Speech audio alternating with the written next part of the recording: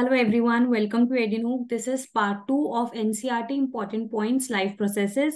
हमने previous video में nutrition cover किया था और इस वीडियो में हम टॉपिक रेस्पिरेशन पढ़ेंगे from NCERT, keeping special focus on some important points. So nutrition में हमने फाइनली जो पढ़ा था कि हमारे एंड प्रोडक्ट्स बनते हैं जैसे glucose, amino acids, fatty acids, ये सब हमारी बॉडी में सर्कुलेट होते हैं थ्रू ब्लड और इनका अपना अपना कुछ फंक्शन होता है. तो यही जो हमारा एनर्जी गिविंग कंपोनेंट है यानी ग्लूकोज, तो इस यही ग्लूकोज जब ब्रेक डाउन होता है to give energy, that is known as respiration, है ना. तो ये बात हमें ऑलरेडी पता है that when glucose is broken down in the presence of oxygen it forms और it gives us energy. And ये इसके अलग अलग पाथवेज होते हैं and it has different pathways. So some use oxygen to break down glucose completely. तो कई बार कुछ पाथवेज में क्या होता है, कंप्लीटली जो ऑक्सीजन यूज किया जाता है जिसमें हमारा ग्लूकोज ब्रेक डाउन होता है into carbon dioxide and water. And some pathways they do not use oxygen, they do not involve the use of oxygen. ठीक है, तो ये डिपेंड करता है. ये 3 पाथवेज होते हैं. आई थिंक बाय नाउ आपको पता लग गया होगा, बड़ा इंपॉर्टेंट टॉपिक है. So there are 3 pathways. First step is break down of glucose. और ये याद रखना है हमें कि glucose is a 6 carbon molecule, है ना. ग्लूकोज एक 6 कार्बन मॉलिक्यूल है. हम ग्लूकोज को कैसे लिखते हैं, C6H12O6. तो ये 6 कार्बन मॉलिक्यूल है हमारा ग्लूकोज. तो सबसे पहला स्टेप जब हम इसे ब्रेक डाउन करते हैं तो हम इसे एक 3 कार्बन मॉलिक्यूल में ब्रेक डाउन करते हैं जिसको हम पाइरुवेट कहते हैं. तो सबसे पहला स्टेप होता है इसको 3 कार्बन मॉलिक्यूल में ब्रेक करना. पाइरुवेट का फॉर्मूला हमें नहीं याद करना, बस आपको पता होना चाहिए कि जो ग्लूकोज है वो 6 कार्बन कंपाउंड है और जो पाइरुवेट है वो 3 कार्बन कंपाउंड है. देखो धीरे धीरे करके तोड़ोगे ना, step by step. So it is broken down into a 3 carbon molecule called pyruvate. और ये प्रोसेस कहाँ होता है, ये प्रोसेस होता है साइटोप्लाज्म में. अनदर वेरी इंपॉर्टेंट MCQ कि ये प्रोसेस कहाँ हो रहा है, साइटोप्लाज्म में. और ये भी ध्यान रखना कि पाइरुवेट के साथ साथ एनर्जी भी रिलीज हो रही है. ठीक है, energy is also released. So further this pyruvate then is converted into ethanol and carbon dioxide. देखो ऑप्शंस होते हैं. तो अगर हमारे पास ऑक्सीजन अवेलेबल नहीं है, ठीक है, तो ये यूजुअली होता है यीस्ट में. कहाँ पर होता है, यीस्ट में, जिसको एनारोबिक रेस्पिरेशन भी कहते हैं या फिर फर्मेंटेशन भी कहते हैं.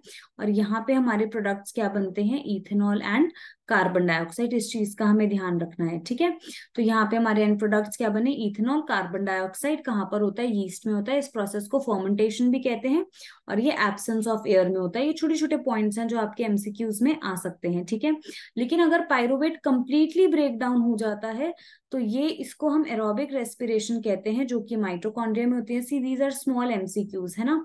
ये छोटे छोटे MCQs हैं कि complete break down, pyruvate completely कहाँ ब्रेक डाउन हो रहा है, माइटोकॉन्ड्रिया में ब्रेक डाउन हो रहा है ना.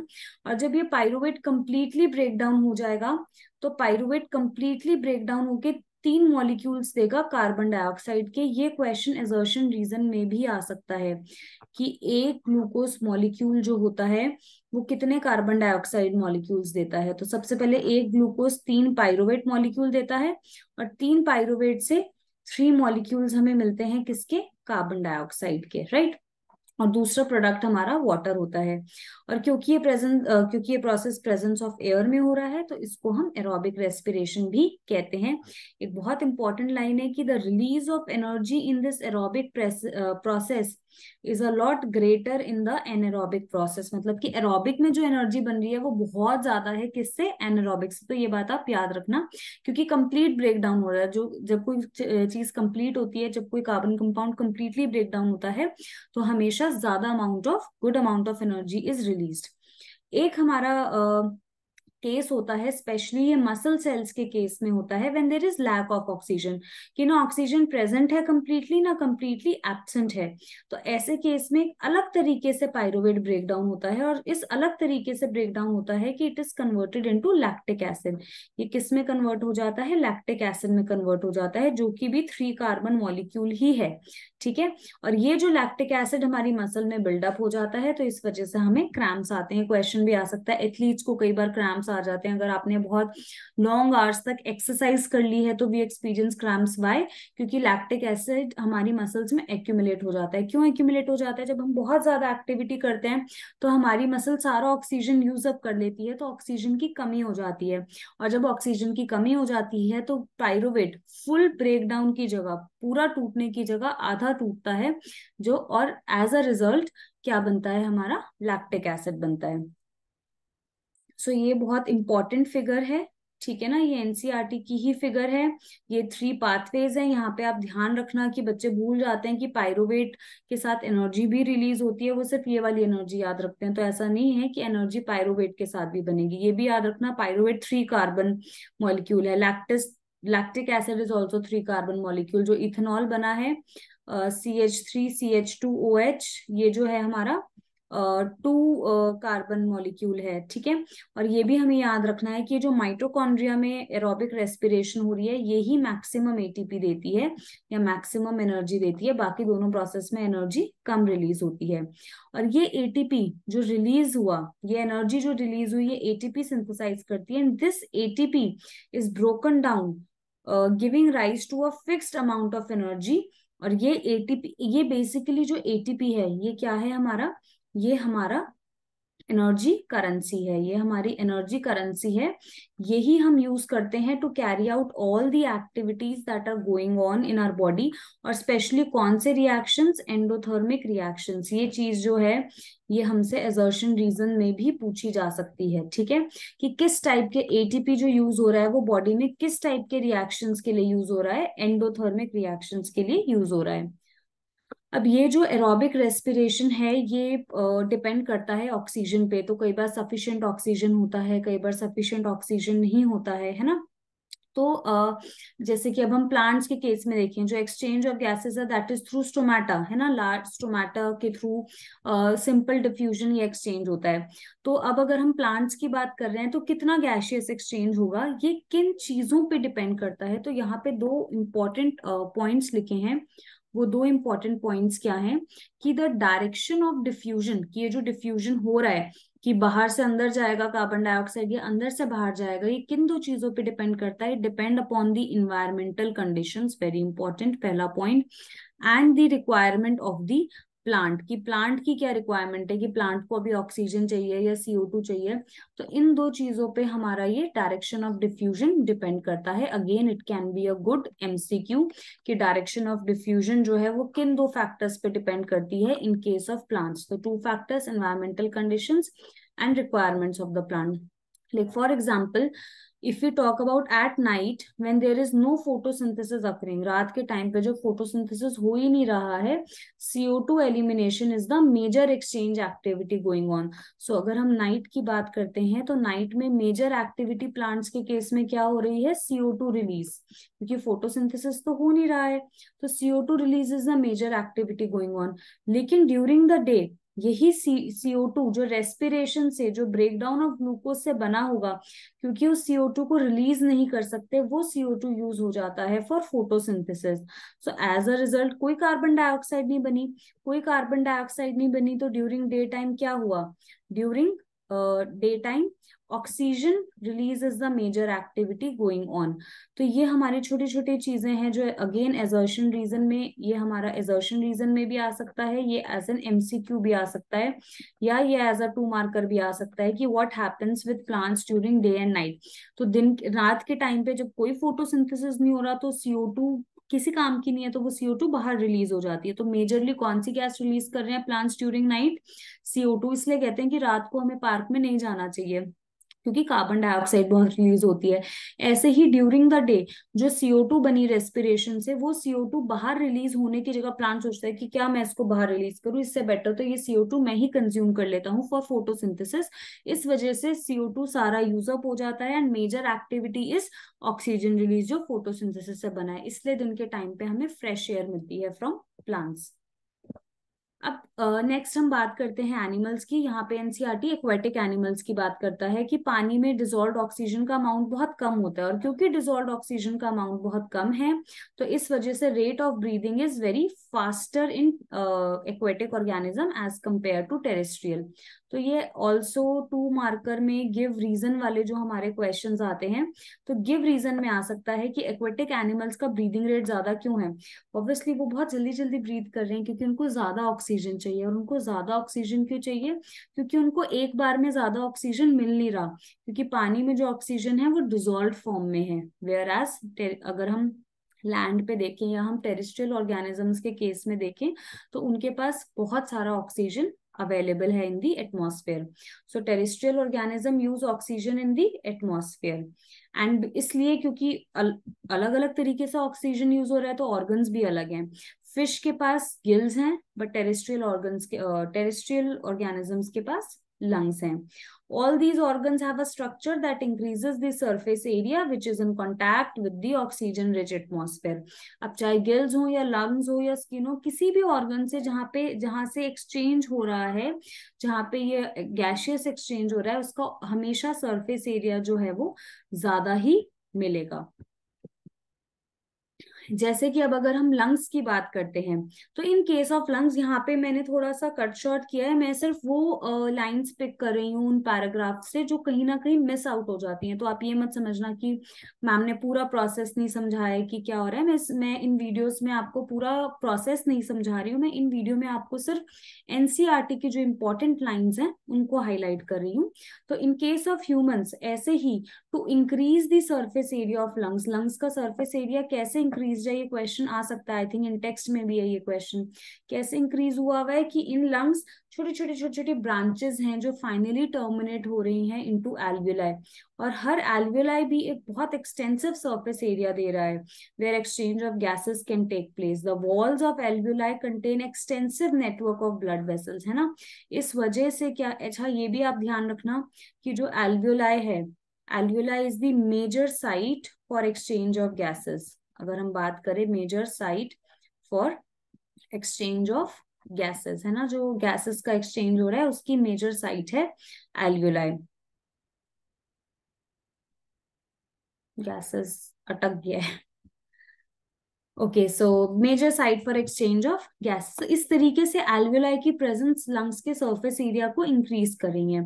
फिर एनसीईआरटी कुछ बात करता है मूवमेंट्स की, कि जब हम ब्रीद इन कर रहे हैं तो क्या क्या मूवमेंट्स होती है। तो ये तो आप खुद भी एज्यूम कर सकते हो कि when we are breathing in, so our rib cage is lifted upwards, it lifts our ribs, flatten our diaphragm। obvious सी बात है, अगर यहाँ पे हमारे lungs हैं एंड अगर if we are taking in air, तो lungs जो है वो एक्सपैंड होंगे। तो जो डायफ्राम पहले डोम शेप है वो क्या होगा, लंग्स के एक्सपैंड होने पे, जब लंग्स एक्सपैंड होंगे तो वो डायफ्राम जो है वो फ्लैट हो जाएगा, राइट। तो diaphragm flat, chest cavity becomes larger, obviously उसमें हवा भर गई है तो chest cavity becomes larger and because of this air is sucked into the lungs. क्योंकि आप खुद सोचो कि बाहर, अब जब लंग्स की वॉल्यूम जब इंक्रीज होती है ना, सो व्हाट हैपेंस कि प्रेशर ड्रॉप हो जाता है। बाहर प्रेशर ज्यादा है, अंदर कम है, and air moves from higher pressure to lower pressure, तो हम ऑटोमेटिकली इनहेल कर लेते हैं। ऐसे ही जब हमें एक्सहेल करना होता है तो क्या होता है, सेम थिंग्स, रिब्स जो हैं दे लोअर डाउन, डायफ्राम वापस डोम शेप हो जाता है, लंग्स की वॉल्यूम कम हो जाती है, प्रेशर इंक्रीज हो जाता है। जब लंग्स का प्रेशर इंक्रीज हो जाता है तो air moves from high pressure to low pressure, वो हम ऑटोमेटिकली एक्सहेल कर देते हैं। एंड जब ये साइकिल चल रहा होता है इनहेलेशन और एक्सहेलेशन का, तो हमें हमेशा ध्यान रखना होता है कि lungs always contain a residual volume, again a very important word।